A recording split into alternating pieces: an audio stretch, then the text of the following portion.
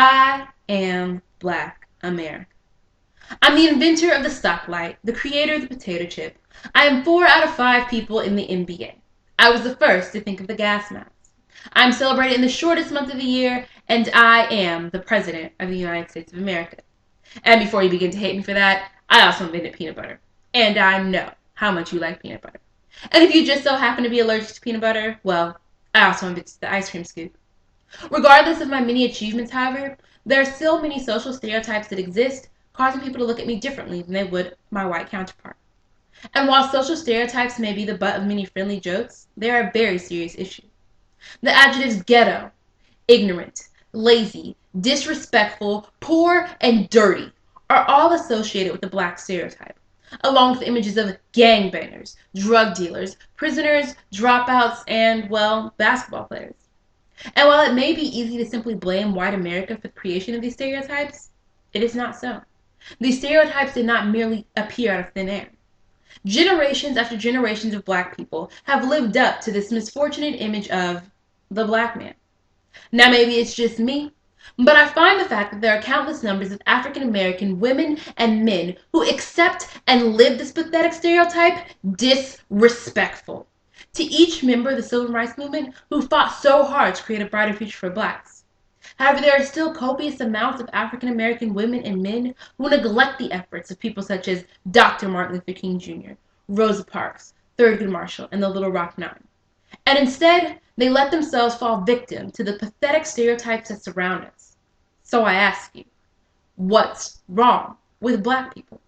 And before you get out your pens and papers and write down excessive lists, hear me out. Today I'll be examining the 3 main social stereotypes of Blacks that are sadly but surely true. First, the uneducated Black man. Second, the unemployed Black man. And finally, the incarcerated Black man. There are laws nowadays requiring that every student should attend school. But why should it have to be a requirement? Should each child not want to learn? It is astonishing the amounts of little Black boys and little Black girls who won't even go to school, the key to their future that was handed to them by all who aided and fought for integration and equality in schools. Many Blacks before us would have given the world to have some of the luxuries that we have today, to be able to attend the same schools as white children, to sit at the same desks, to even read the same books. But instead of appreciating this, so many Blacks throw this away as if it's nothing and refuse to be educated. And if they're forced to wake up early one morning and actually go to school, instead of letting someone, I don't know, give them an education, they rebel and are suspended and expelled from the one place that they need most. The suspension rates and expulsion rates for Blacks are continuously higher than that of whites. According to the National Center for Education Statistics, in 2006, 15% of Black students were suspended from school and 0.5% of Black students were expelled, compared to the 8% of white students suspended and the 0.3% of white students expelled. Now, while no child should have to be suspended or expelled from school, it is horrible how Blacks are the leaders in both of these categories. Now, of course, not all Black students are suspended or expelled from school. Some stay and get an education, and some drop out.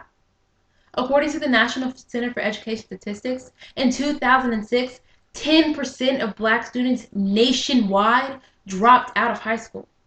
Once again, Black students are the leaders in the race away from the educational system. Obviously, however, getting out of high school is no longer our primary focus. It is almost essential for anyone who wants to make a future for themselves to go to college. Sadly, however, only 18% of Black students aged 25 and older hold even a bachelor's degree, which is 10% lower than the national average. Why is it that so many Blacks lack the drive to even get an education? If each member of the Little Rock Nine were alive and able to see their immeasurable amounts of time and effort put into making it possible for Blacks to even walk down the same halls as white students, they would be horrified at the actions of so many Blacks today and ashamed at the image of the ignorant Negro that so many Blacks have created for themselves. So I ask you, what's wrong with Black people? So once you have no education, you go and try to find a job at a factory or a fast food restaurant or some other minimum wage paying job. And when that fails, you fall into the category of the unemployed. Oh, don't worry. The unemployment rates for blacks are double that of whites, so I guess we're still winning. And once you're unemployed, you have no income, which means no way of providing for your family. So what do? How do you propose we fix the situation? Oh, I know. Why don't you go to the welfare office and ask your government to pay for your insurance, to pay for your house, and to pay for your food? Because that's what the social stereotype does. According to Black demographics, in 2008, 28% of Black families fell below the national poverty line. Why is it that so many Black families are unable to provide for themselves? While the nation we live in may be a competitive one, is it not important to actually compete? Now let's make a trip to the jail. For years, the incarceration rates for blacks have been continuously higher than that of whites. According to Project America, in 2008, the incarceration rates for blacks was 6 times that of whites. No wonder our social stereotype is associated with violent and imprisoned. If Dr. Martin Luther King Jr. and Rosa Parks were alive and able to witness so many black people locked in a jail cell somewhere, rather than showing this nation the capabilities of blacks, they would be so disappointed in the actions of so many black people today. So I ask you again, what's wrong with black people? Of course, not all black people are like this. There are many black people in America today that will make every member of the civil rights movement proud to say that they fought for our rights. However, there are simply not enough. There are not enough black lawyers, not enough black doctors, black politicians, black entrepreneurs, black professors, black artists, black musicians. There are not enough black role models. There are not enough black examples. There are not enough black leaders.